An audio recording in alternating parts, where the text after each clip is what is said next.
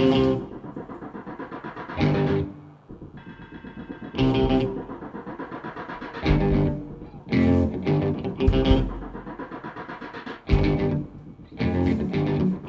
was fun being the guest. All right. All right. So, along my trips, I developed a fascination with the Renaissance to the point where I have done nothing, and I mean nothing, besides just reading article after article, book, anything I can get my hands on about the Renaissance.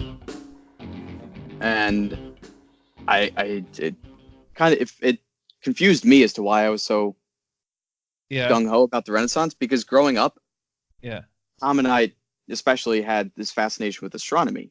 You think of astronomy, you think of the Enlightenment. Oh yeah. I would have always thought, go Enlightenment, but now I don't know. I think the Renaissance might be better.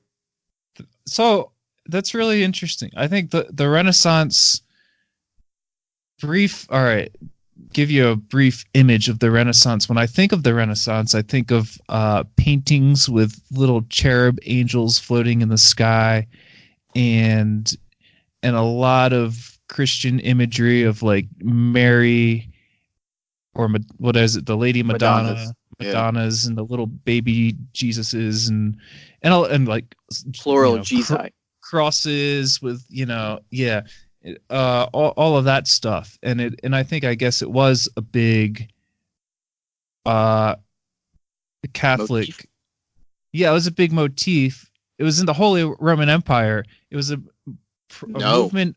Well, okay, here's my image. It was a movement of art in the Holy Roman Empire that was heavily focused on Christian symbolism. But I'm wrong, because there's more to it, which I guess you please open us up to how it connects to astronomy. Okay. Well, just start off. This is about 1100 years post Roman Empire. Okay. You can make an argument for Holy Roman Empire. That's what I meant. Yeah, because there's now the Pope and all that stuff, and that's what came out of, I guess, post Rome, the fall of Rome. It sort of grows out of the Holy Roman Empire, but in my mind, I sort of think of the Renaissance as the reaction to the Holy Roman Empire. So when you think of Renaissance art, you think of the cherubs, you think of the Lady Madonna paintings. You're 100% right, because that was a huge theme in Renaissance art. But that was because the people who were commissioning the artwork were commissioning pieces that reflected Catholic beliefs and Catholic imagery. The artists themselves, and this is true for a lot of painters, they took the commission and painted what was asked of them, but a lot of times would throw in their own little, thumb to the nose towards, the Catholic Church at large, just like with a little subtle, whatchamacallit. A little but I don't know what I would like more humanistic elements, I guess. Like I'm thinking Statue of David, right? Because then there's also just like, or Leonardo da Vinci's just like people paintings and all the geometry with the guy and his arms spread out. The Vitruvian. That's what it is? The Vitruvian Man. Okay. So what do you think of that? Well, yeah, what do you think of that? Yeah. What I was trying to say was there was a little sarcastic element to the paintings. Okay. Earlier. Paintings were sarcastic? How can you even tell? All right. So there's one in particular that I'm blanking on the name of, but there was a local king or emperor who commissioned a painting of himself. And it was sort of taboo to incorporate anyone besides the ruling party in the painting. Yeah. Directly. So what the painter did was he painted himself in a reflection in a window in the back of the room of the painting. Oh yeah, I saw that when I was right? Doing my YouTube homework. Yeah. So it was just like, subtle little, paint, like if like creative flourishes, they're like not just doing they were it for they were rebellious acts against. yeah, That's what I was trying to say. Acts against, the people commissioning the artwork. So yes, it's almost better because yes, they're taking their money, but they're also rebelling against them at the same time. right. So there's just like this creative surge of doing it, anything creatively, anything you imagined, not just to feed the patron's desire of what they're paying you for. Exactly. So that's pretty. The Renaissance was essentially entirely funded by patrons. It wasn't necessarily an organic movement like the Enlightenment, where people were expressing themselves and reaching their fullest creative potential on their own. It was, I believe, heavily funded by the Pope and the Church and Mostly. The Medici family. Is that right? In Florence, yeah. In Florence. So you have especially with Leonardo. I didn't realize he worked directly for them. He was commissioned by the Medici family a lot. Man, it would be so rich you could just commission Leonardo da Vinci. He's on payroll. Yeah. But I think that was also part of what makes the Renaissance so amazing, is because it came out of this period of the Middle Ages, the Dark Ages, where, the only way artists could flourish, the only way the artists could fund their artwork is by having private investors. You're still growing out of a period where wealth is so centralized that if you're not born with money, you don't stand a chance. Yeah. But this sort of gave an avenue for people who wanted to, branch out and try new things. And this was the first step. And there's also a big throwback to ancient Rome, right? So like the Middle Ages were more of this smaller fiefdom. Is that the right word? Or maybe hamlets and little communities and feudalism. Yeah. So like Raphael has this painting, The School of Athens, which you jumped the gun on me. All right, sorry, go ahead. It's cool. We gotta put pictures of these works if you can't visualize them. But this painting is it is. You said that right now. I have no idea. They paint themselves into it. Oh, I don't know. Do you need to bridge into that? No, you're fine. Okay. Fine. So it's romanticizing it, I guess you could say. Ancient, Athens, right? The School of Athens with like Socrates and Plato, and they kind of paint themselves into it too. So it's like we are now going back to Athens, and this is us. Like I'm the new Socrates, the new Plato, and the new these guys. Yeah. So the interesting thing about the School of Athens is that there's no specific literary writing that says who each figure in the painting is. It's sort of just through research and sort of what's the word I'm looking for here? Research, history. It's kind of implied. Yeah, it's a dialogue about who each figure is, and like they physically resemble the ancient versions of themselves. Mm-hmm. But yeah, you have those parallels between the Renaissance and antiquity, which is really interesting. And it isn't just Athenian figures in the painting either. You have Persian figures. There's a couple of Far East figures in there as well, or at least supposed figures from the Far East. Yeah. Mm-hmm. It's a really cool piece. Interesting, because that's part of it. I was going to say that's part of it too. Is the East, the Far East, or I guess it was the Ottoman Empire again, or these kingdoms to the east, were preserving the works of Plato and Socrates, and they kind of took up the. Well, there's no work of Socrates preserved. Oh, really? Yeah. He didn't write anything down, right? Plato, Aristotle. Right. Yeah. Most of Plato's writings are still, like almost all, and there's like 3 or 4 major pieces by Aristotle. Oh wow! Even though he came after Plato, first edition, like the actual like Aristotle his original works. Yeah, that's pretty wild. It was actually the Grecians who lost most of it, And it was preserved by the Persians. The Persians, yeah. So, but that's a big deal too, though. So it was the Persians and maybe some other Arab-speaking. I'm not saying Persian, like the Persians and Arab-speaking communities preserved these, and also were like carrying out new modes of thought, like Arabic numerals 1, 2, 3, and I'm familiar with those. Yeah, but anyway. The point I'm making, though, is the Dark Ages or the Middle Ages, like Western Europe was, I don't know, in whatever, dark times. But yeah, there's a reason it's called the Dark Ages. Yeah. But the schools of thought were in the East, and then I guess during the Renaissance, the interaction between the Renaissance people and the Persians in the Arabic-speaking world was what's the word I want to say? Like fundamentally important. Conducive to rebirth. Yeah, absolutely. I think without some of those figures traveling from the base in Italy, well, I guess mostly Italy, traveling out towards southeast of southeast in general, all of that general area.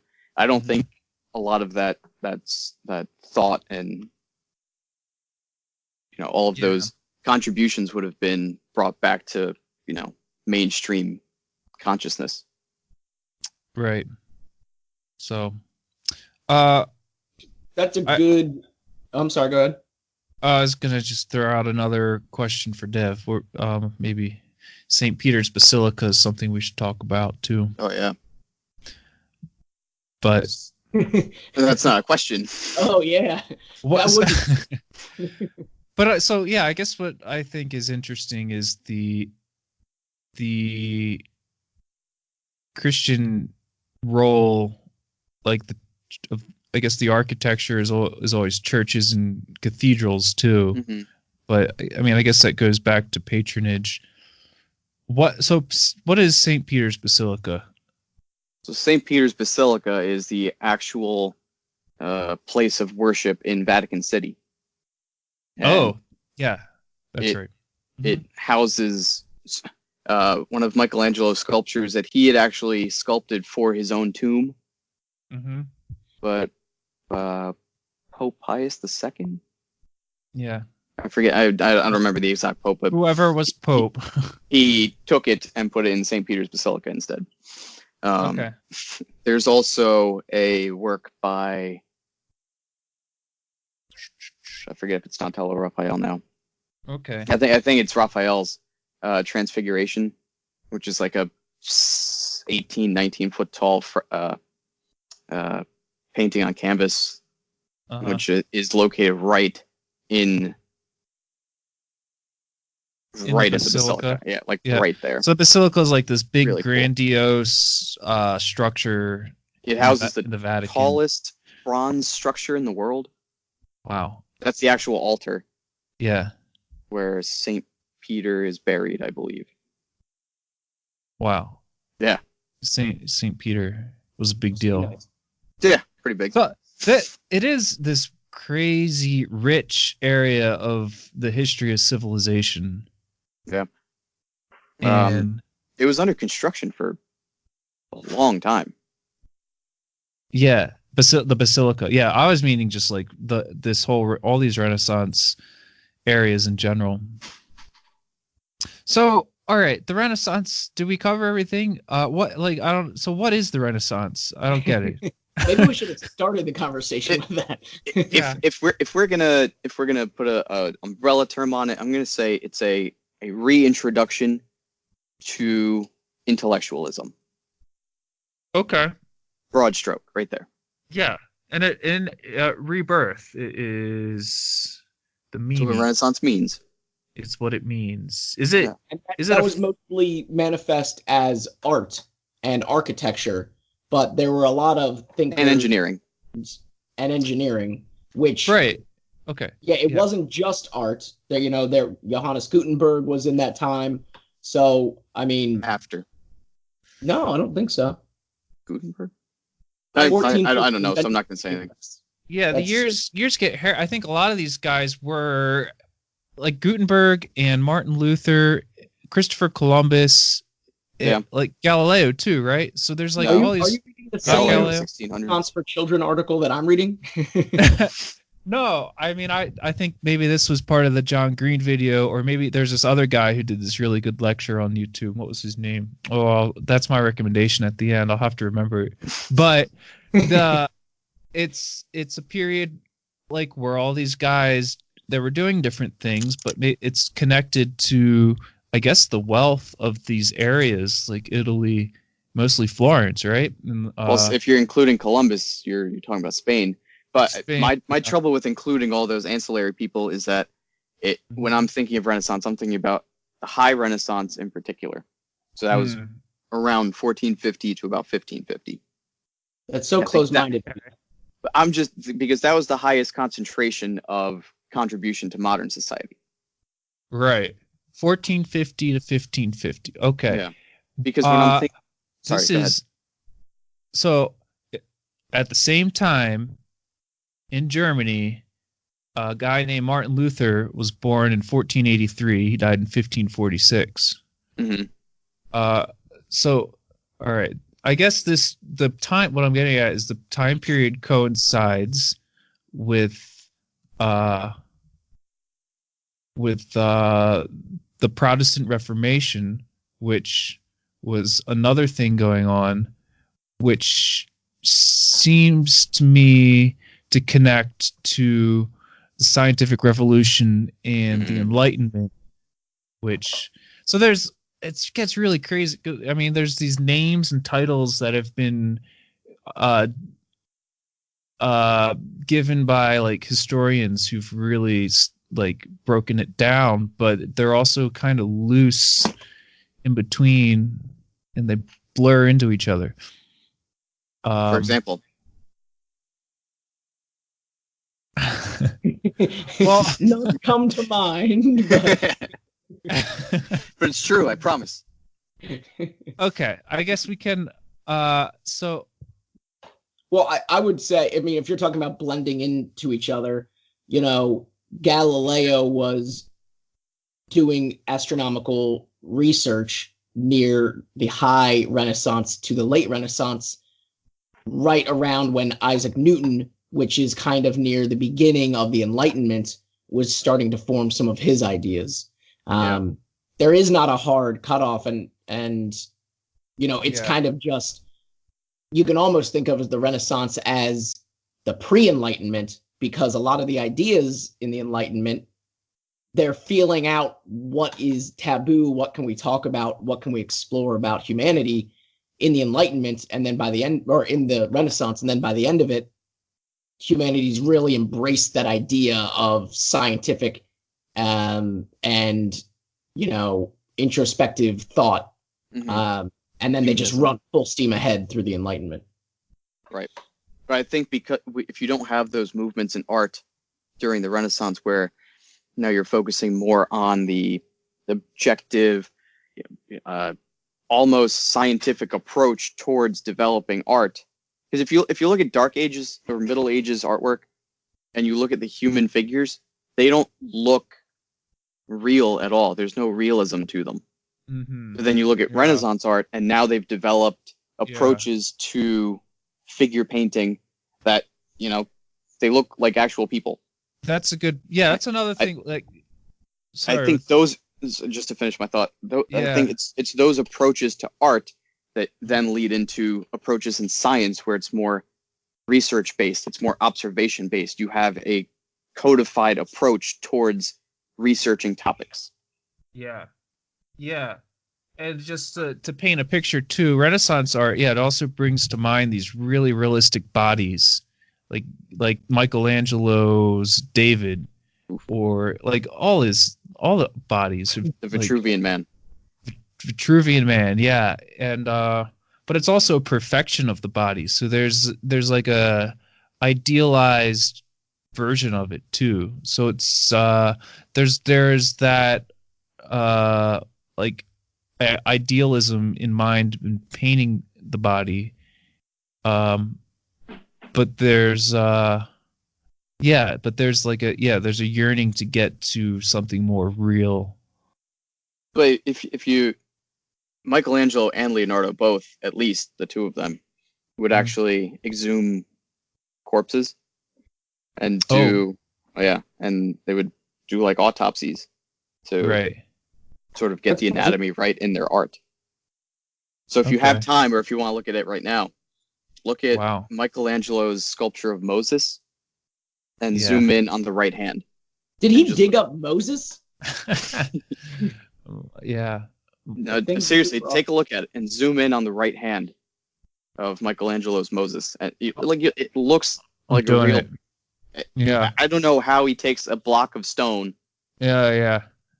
And makes that. I don't understand. Mind-boggling how he takes a block of stone and makes anything like that. Yeah, it is. Wow.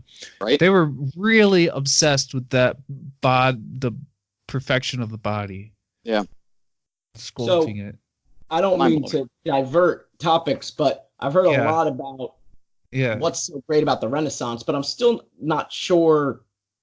Does the Enlightenment just not compare? Was it kind of boring? Man. All right, so about the Enlightenment.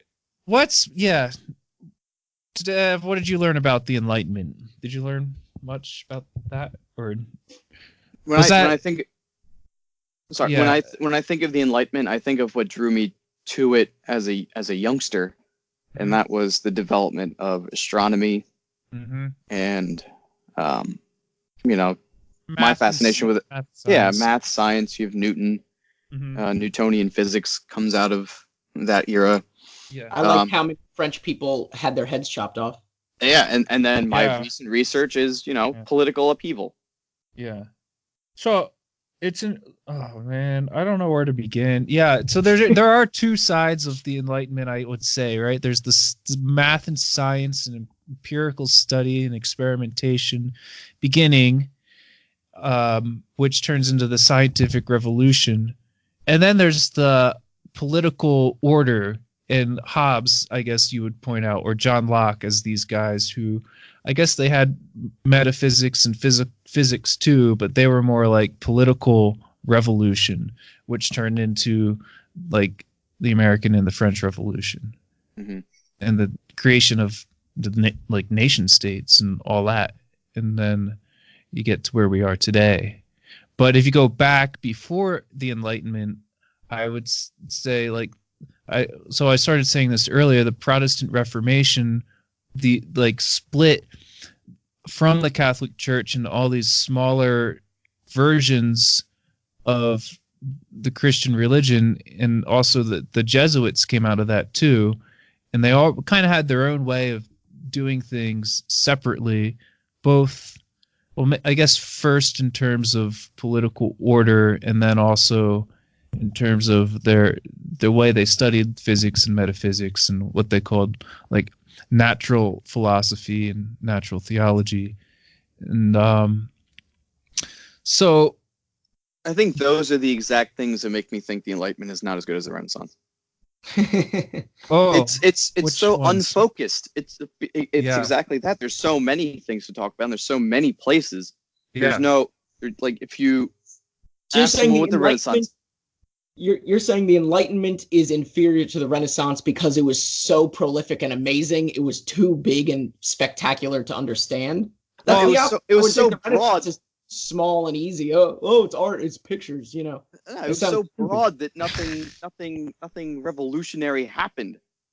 Yeah, Darwin was in the Enlightenment. That was pretty revolutionary. That's post-Enlightenment, man. Yeah, it's a good point. No, well, at the beginning of the John Green video, he makes the case did the Renaissance even happen? Is that even actually a thing? Is he a Holocaust denier? He's a Renaissance denier. He's a Renaissance questioner because it's worth questioning what this term and period means, because it wasn't like, all right, we're going to call this the Renaissance now. It was like a agreed upon academic thing with historians maybe in the 1800s were looking back and say, hey, this was a key period. And so you could say that about the Enlightenment too, but I think as Dev has showed us, the Renaissance can kind of be narrowed down to one city in a period of time, which is Florence in what period of time was it? 1450. Funded by bourgeois centers of power. You know, Right. I don't know. I'm not sure I agree it plants the seeds of rebellion. That's the linchpin of the French Revolution. You have titanic figures like Leonardo, a polymath who's arguably the greatest mind of all time. So you're saying you think the acorn is better than the oak tree?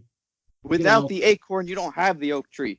But is it better? I don't know. I can't sit under an acorn and enjoy a summer day. Yeah, well, you can't watch a squirrel chew on an oak tree. Touche. I'm not sure where this is going. Yeah. All right. So let me ask you, what is, when you first picture the Enlightenment? So if you could take something as broad as the Enlightenment and narrow it down to a single mental image, what are you seeing? The cover. Folks, that's not dead air. That's them trying to think of something that they can't think of that doesn't exist. I swear I have good answers. Just give me a second. It does. I wish. It does seem like a catch-all term, and it means whatever you want it to mean. The Enlightenment, that is. And so that's my problem with it. And I know I was supposed to research it and talk in favor of it, but I find it very hard to do.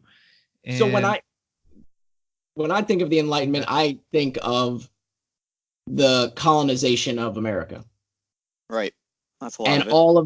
all of the political thought that comes out of that, because it was kind of solidifying what our current day is. You're planting seeds all over the place, and I understand the roots of those trends. But the culmination of the Enlightenment, I think, is, the idea of these philosophers giving us the picture of what humans can do and ethically should do, and what their governments should look like to help humanity achieve that. And I think it culminates in the colonization of America. But that's kind of, which is less fun and interesting than pretty pictures and art. So I understand why it's hard to, champion those. Which has led to I think of the ideas too, like Descartes and Hobbes and the guys wannabe nerds.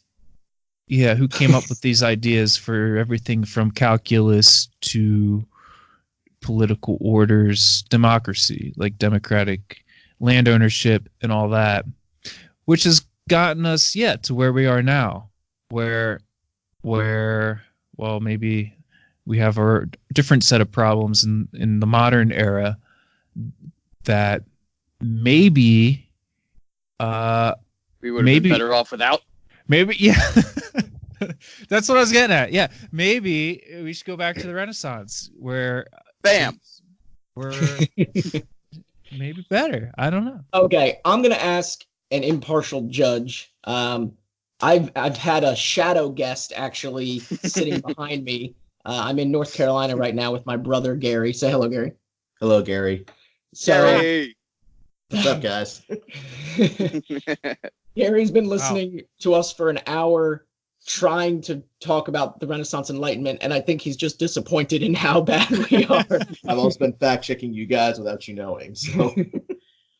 So it sounds like Dev is effectively persuading the group towards the Enlightenment, or towards the Renaissance. No. Towards the Renaissance. Thank you. So what's your take on it, Gary? Well, I particularly like the idea that the acorn is better than the oak tree. Bam! It's got me thinking. Now, I'm sorry, I'm always going to be screwing these up here, but Renaissance comes before the Enlightenment. And one thing I was thinking about was how impactful all the artwork and the change in culture was into inspiring people to pursue new scientific developments.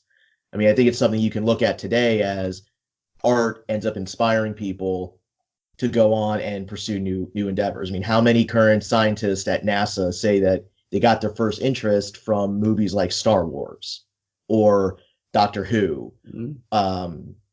Just you look at the things that we do with a lot of kids, and they say, "Oh, well, I got interested in this because I read this book, or I saw this painting, or something that inspired them to then go on and continue." So, in my opinion, personally, I think the Renaissance is more important because it was the start. It was the spark that then grew to the Enlightenment, which then brought everything else about. Thank you very much. That was very better said than us, even though we're supposed to be the experts for some reason. That's why Gary's always been my favorite Rizzo. Oh, even more than Rizzo the Rat from the Muppets? Oh, second favorite. So that's, we've talked before on this show about science fiction being kind of the impetus towards innovation. Elon Musk, a friend of the show. Welcome anytime. Is the Renaissance the science fiction movement that inspired the Enlightenment? Ooh.